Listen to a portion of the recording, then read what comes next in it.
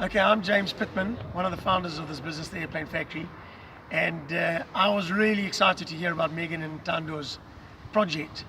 I've flown one of these aeroplanes, exactly this machine, around the world once, but in the early days, it was pretty hairy, I can tell you, and best 40 days of my life, it really was.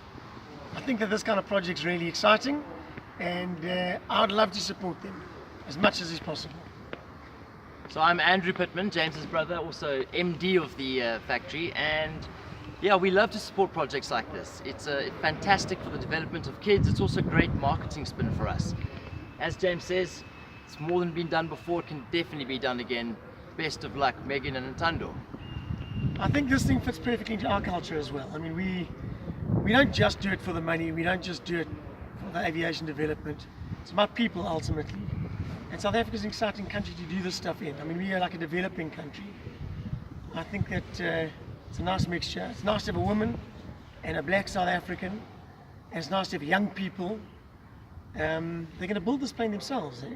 Yeah, they absolutely are. Good luck. Good luck.